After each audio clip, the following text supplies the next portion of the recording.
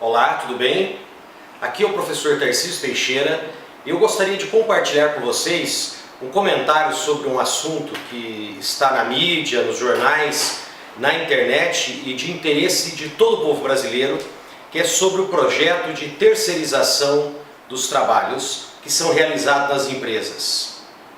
Nós temos algumas considerações que não são de ordem técnica, porque nós já temos algumas análises de ordem técnica trabalhista, jurídica trabalhista, e também de ordem constitucional sobre esse projeto de lei. As considerações que eu gostaria de fazer é sobre a origem e os motivos para a elaboração de tal projeto. Primeiro, quando nós estudamos uma obra, um livro, uma produção, é bom que você conheça a origem de quem escreveu. Quando você faz essa pesquisa histórica, essa pesquisa arqueológica sobre quem produziu aquele livro, você consegue deduzir muito do que está escrito no livro, o que a pessoa está querendo dizer com aquilo que ela escreveu. E a mesma ferramenta nós podemos fazer quando se refere a analisar um projeto de lei. Então é interessante, para entendermos o porquê essa lei ou esse projeto de lei foi escrito, olharmos a retrospectiva do autor do projeto. Observe as suas origens, a que grupo social e econômico o autor está ligado, e você entenderá quem ele pretende atender. Outro aspecto interessante é quando um deputado, um senador faz uma proposta para um projeto de lei, ele escreve o projeto de lei e ele escreve uma justificativa. E há um fato bastante interessante na justificativa escrita pelo autor desse projeto de lei. Ele justifica que nós precisamos atender, preparar o Brasil, o mercado de trabalho, para as novas empresas que estão surgindo. É uma proposta que discorda totalmente da função de um deputado.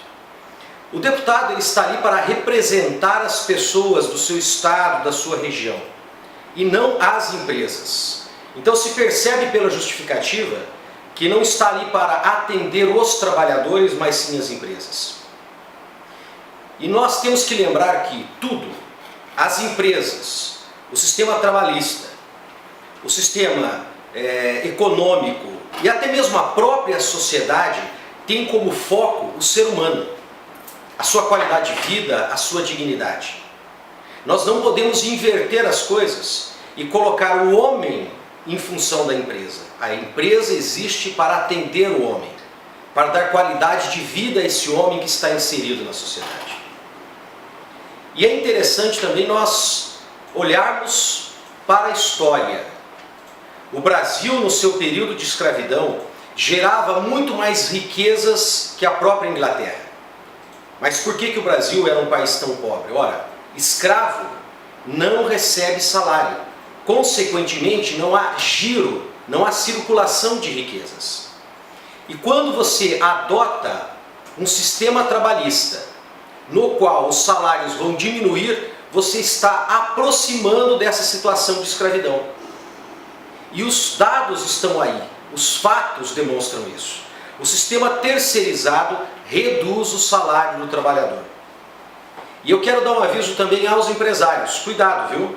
Porque num primeiro momento, esse projeto de lei parece beneficiá-lo. Mas lembre-se que quem consome os produtos da sua indústria, ou no comércio, ou no varejo, são os trabalhadores, que com salários menores irão consumir menos. Os Estados Unidos, por exemplo, tem um salário per capita muito maior do que o nosso. Quando você tem uma crise econômica, o governo pode intervir, estimulando a formação de frentes de trabalho, e você multiplica esses salários por esse número de empregos gerados, e é o tanto de dinheiro que você faz circular na economia. Então, rapidamente você consegue recuperar a economia dessa crise. Agora, quando você tem um país em que os salários são muito baixos, você pode fazer programas que criem muitas frentes de trabalho, gerem muito emprego, mas como a renda per capita do trabalhador é muito baixa, esse aquecimento da economia vai ser sempre lento e demorado. Então eu chamo a atenção dos trabalhadores e dos empresários. Cuidado, que nós precisamos resolver a situação jurídica dos terceirizados, nós precisamos. Mas nós não podemos fortalecer a terceirização como se fosse a solução de todos os males.